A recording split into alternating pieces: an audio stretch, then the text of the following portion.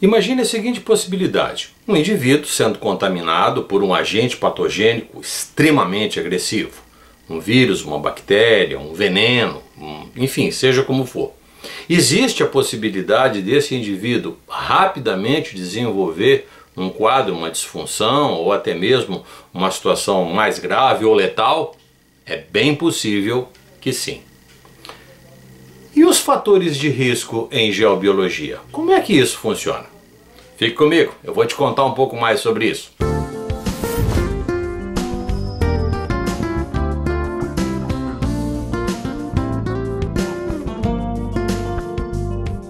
Olá pessoal, tudo bem? Sejam todos bem-vindos ao nosso canal. Bem, eu tô nessa série de vídeos aqui contando uma porção de coisas a respeito do nosso programa de treinamento de alta performance de geobiologia multidimensional. Eu estou trabalhando nos fatores de risco e, enfim, tem algumas pessoas que estão me ajudando aqui, e num dos textos que eu estava escrevendo, a pessoa que conhece o meu trabalho, já está comigo há bastante tempo e tudo, ela falou: mas pera um pouco, eu sempre ouvi dizer que os fatores de risco, estou agora simplificando, os fatores de risco são causadores de problemas de saúde, podemos levar até ao câncer. Aí eu fiquei pensando, falei: mas pera um pouco, é assim que você está entendendo? É dessa forma que você está entendendo? É isso que está escrito aqui? Aí ela falou: bem, eu estou vendo que o texto está diferente daquilo que eu estou entendendo, daquilo que eu entendo. Será que você pode explicar melhor sobre isso? Eu falei: pera um pouco, eu acho que isso aqui merece uma atenção especial, principalmente para você. Você que estuda radiestesia, você que já tem uma lida com a geobiologia, você que dá consultoria para as pessoas dentro do teu ambiente de análise, do teu ambiente de radiestesia clínica ou coisa que o valha. Então eu quero te explicar direitinho e agora acabar com essa folia de informação deturpada sobre essas questões de fatores de risco.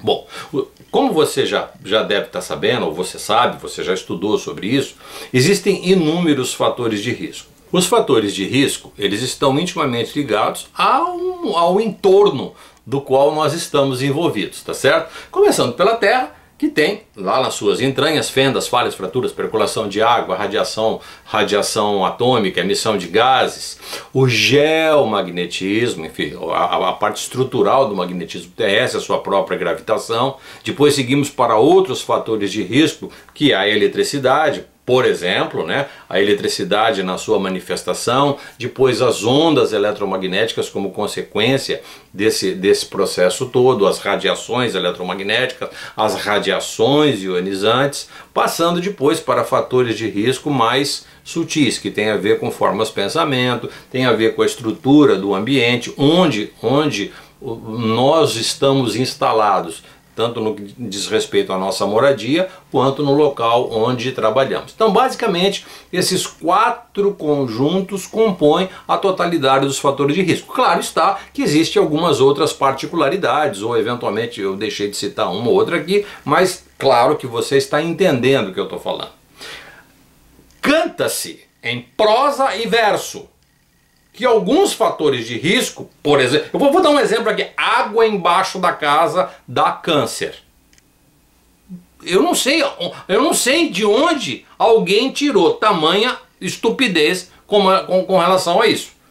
Claro, como eu disse no começo, se você ingerir uma determinada substância tóxica ou tomar contato com um agente patogênico, você pode ficar doente? É claro que sim. Existe uma grande possibilidade de você adoecer, porque existe uma natural relação entre agentes patogênicos agressivos, agentes contaminantes, com essa agressividade. Com relação aos fatores de risco ligados principalmente à área de estudo da geobiologia, a gente tem que ir um pouquinho devagar com relação a isso. O que é que acontece? Isso precisa ficar claro, e é definitivo isso. Não inventa moda. Para com essa questão, com essa história de nova era, de revolução cultural. Tenha santa paciência. Vamos focar nisso. Eu tô falando assim um pouquinho alterado, um pouquinho brabo, porque tem uma turma ainda que insiste nessas histórias, cara. Claro está que não são aqueles radiestesistas de alta performance, não são os técnicos. É essa marmotagem de nova era, essa coisa mais simplista sobre uma análise, sobre um assunto de alta complexidade. Tá certo? Então deixa eu te contar o que é que acontece com relação a estes fatores de risco. Em se tratando dos fatores de risco ligados ao planeta, fenda, falha, fratura, percolação de água, radiação, tá? Emissão de gás, com relação à emissão de gás, eu vou fazer um parênteses daqui a pouquinho, tá? Esses fatores de risco, inclui-se aqui as ondas eletromagnéticas, radiação ionizante e tudo mais, e também o ambiente onde a gente vive, que são os fatores envolvendo o ambiente onde a gente vive, tá? Cria-se inicialmente um estresse bioquímico. Vou repetir a expressão, estresse bioquímico. Vou te dar um exemplo assim muito fácil de você entender. Se você está em um ambiente, você se dirige para um determinado ambiente e esse ambiente está muito frio, o ar-condicionado está bem baixinho mesmo, entrou ali e o ambiente está muito frio. A sensação que você tem, se você estiver com uma camisa de manga ou mesmo com pouca roupa, uma coisinha mais leve, a hora que você entra neste ambiente, a tua sensação é uma sensação de frio. Né? Eu, por exemplo, sou intolerante ao frio. Muito embora goste, mas sou intolerante. A gente entra, a gente se encolhe todo. O que acontece? O organismo reage àquela condição, que é uma condição do meio, uma baixa, um contraste brusco de temperatura, e o organismo age se contraindo. Se por alguma razão você ficou ali por alguns minutos e sai, eu acho que não tem. Você sentiu um certo estresse naquele ambiente, mas logo você saiu e por conta da sua condição de saúde, você imediatamente se recuperou. Você pode até ter comentado, pô, cara, entrei naquele ambiente, tava gelado pra caramba, tava muito frio, saí correndo de lá e voltou pro teu ambiente normal aqui, você recuperou, ok? Estão fazendo aqui uma reforma na sua casa ou no seu ambiente de trabalho e tem um grupo todo paramentado pintando as paredes com uma tinta automotiva, com uma grande quantidade de solvente e tudo mais. Eles estão trabalhando ali, estão fazendo a pintura, está ficando tudo muito bonito. De repente você vai ali dar uma olhada como está a obra. O que acontece? O primeiro impacto é esse cheiro de solvente. Pô, você fica ali, porra, legal, tá muito bonito, tá tudo super legal. Pô, mas vou sair daqui porque esse cheiro de solvente é muito forte. As pessoas que estão trabalhando estão utilizando os seus meios de segurança para não inalar essa substância. Mas você não, você chegou ali para dar uma inspecionada na obra. Cascou fora imediatamente. Quando chegou lá fora, falou, pô, cara, aquele cheiro de solvente estava muito forte. Você naturalmente reagiu a um estresse bioquímico que o seu corpo estava dizendo para você, olha, não fica aqui muito tempo que esse cheiro pode fazer mal. Legal? Então essa é a condição dos fatores de risco do qual nós estamos expostos. Entretanto, alguns fatores de risco eles são muito sutis. Por exemplo, a atividade sísmica no subsolo, o movimento de placa tectônica, o movimento das rochas, elas produzem uma atividade elétrica no subsolo específica que nós não percebemos num primeiro momento. Mas de repente a gente está na nossa casa, está no nosso ambiente de trabalho, permanecemos num determinado local por muito tempo e esse por muito tempo acaba provocando um estresse. Percolação de água é a mesma coisa, ela produz também um tipo de atividade elétrica, uma atividade elétrica do subsolo, que é a característica da água em movimento, ou mesmo dos contornos dos lençóis freáticos. Essa ocorrência gera uma atividade elétrica, um campo elétrico débil, mas que se você ficar durante muito tempo sob o efeito desse campo elétrico, você começa a apresentar um estresse bioquímico, tá bom? O que acontece quando quando o nosso corpo está sob a ação de estresse? Tá? Ele gera algumas substâncias, principalmente alguns hormônios, para adaptar o corpo àquela condição. O corpo fica muito reativo, aumenta a temperatura, aumenta a sudorese, modifica os processos metabólicos, é uma série de fatores. Se você se remeter aos dois exemplos anteriores, isso acontece em uma circunstância eventual e você reage positivamente quando você sai do comando. Mas quando você está sob o efeito de um fator de risco dentro do âmbito geológico, dentro do âmbito geobiológico, quer seja das atividades sísmicas e das atividades geológicas, bem como dos outros fatores, por exemplo, eu falei do eletromagnetismo, das radiações eletromagnéticas, por exemplo, existem outras, né? Se você fica por isso durante muito tempo e não percebe que este impacto está te fazendo mal, então aos pouquinhos esse estresse bioquímico, repito, altera as suas funções sistêmicas. Então o primeiro impacto que advém desse estresse bioquímico são as nossas disfunções. Por alguma razão específica por esse estresse bioquímico, o nosso corpo começa a apresentar uma atividade diferente daquilo que ele vinha fazendo. Vou te dar já dei alguns exemplos. O aumento da pressão arterial, por exemplo. Alguns processos respiratórios, por exemplo. Algumas atividades anômalas do sistema digestivo e excretor, por exemplo. Ok?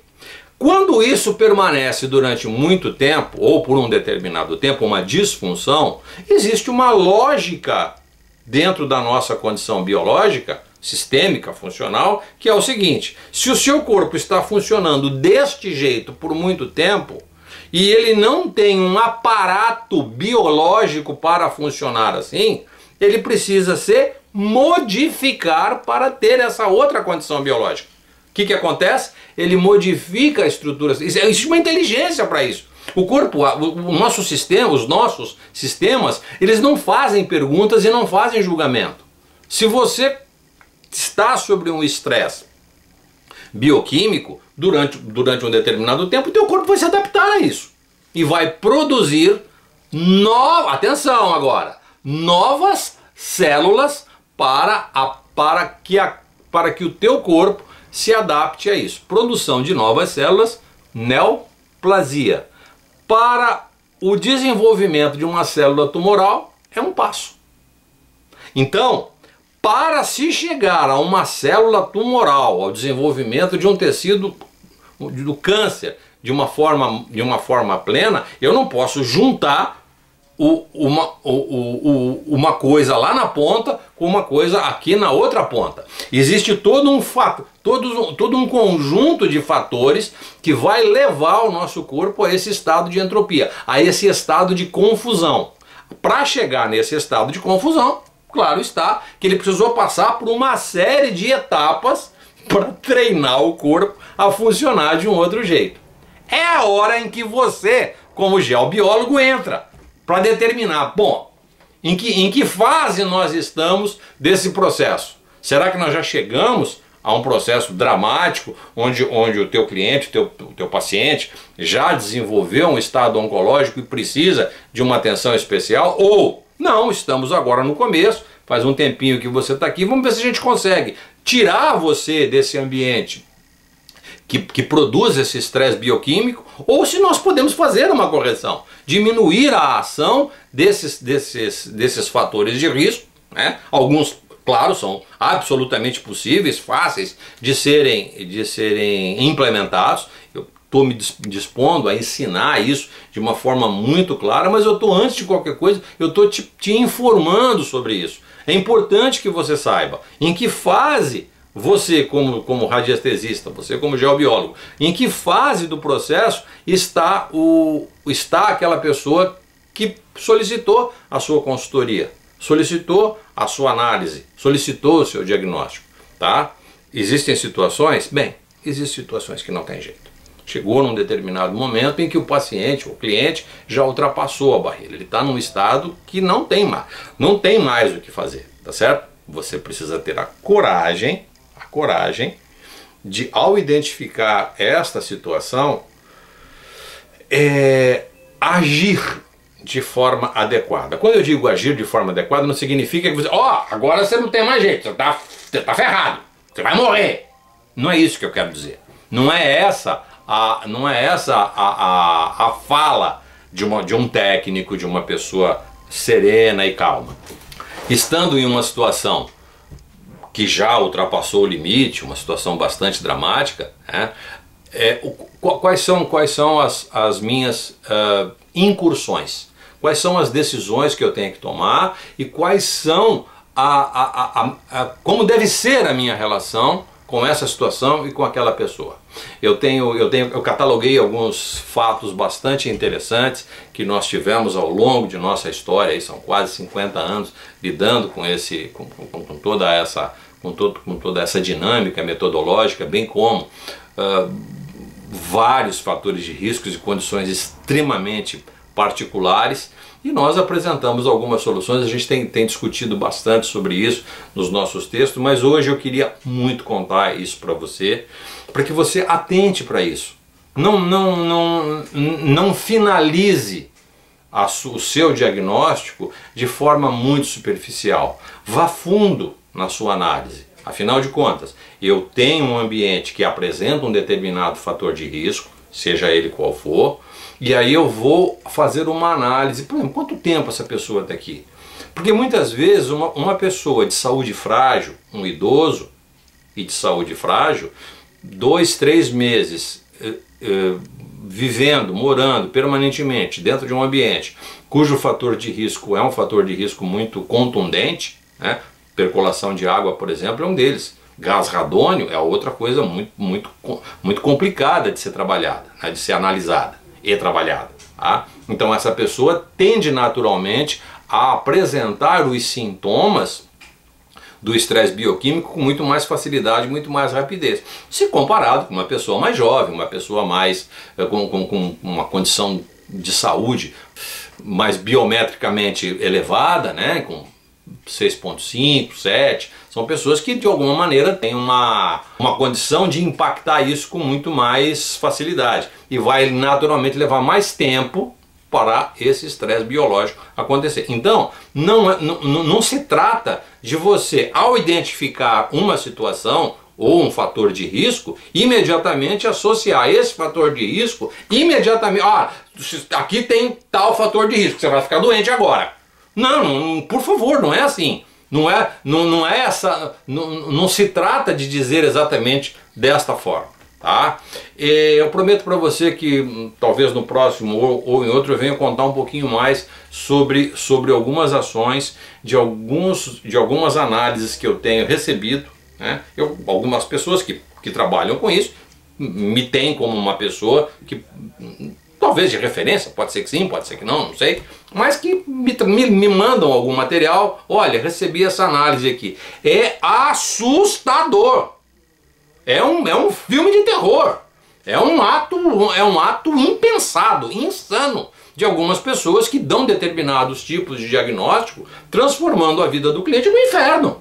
E não é assim, por favor. Para finalizar, com relação ao gás radônio. O gás radônio, o radônio 222, ele é um gás, tá? E a sua característica em particular, a presença desse gás em particular dentro dos ambientes, é uma discussão um pouquinho mais prolongada, mas eu acho que vale a pena você saber sobre isso. Ele é um fator de risco bastante contundente, bastante evidente. A presença do gás radônio leva com muito mais rapidez o aparecimento do estresse bioquímico e o desenvolvimento de problemas respiratórios mais severos, chegando ao câncer de pulmão. Tá? O gás radônio tem um impacto muito parecido com o cigarro. Tá? E até um pouquinho, eu diria até um pouquinho mais contundente. Então, o gás radônio é um gás que tem uma característica de confinamento. Olha só que truque legal.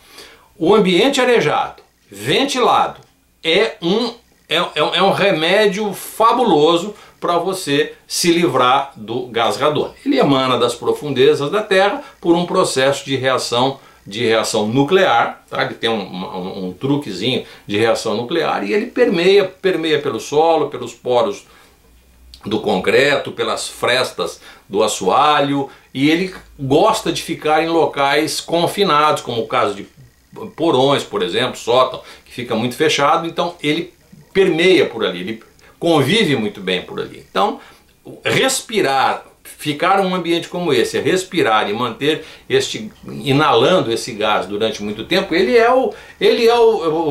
quando você fala, é o cheiro de lugar fechado. Quando você entra num ambiente e sentir o cheiro de lugar fechado, é a primeira coisa que você faz, abre, dá uma ventilada, que é um dos remédios mais interessantes. Existem outros que têm a configuração, mas este de ventilar o local, de deixá-lo arejado, é o truque super legal. Existem outros que são as chaminés de ventilação forçada, caso você tenha um local fechado permanente, o caso, por exemplo, de uma adega, o caso de um porão, de um sótão e tudo mais, que não pode eventualmente ficar aberto. Então existem alguns outros truques técnicos que tem um pouquinho mais de sofisticação. Mas eu acredito que você tenha entendido.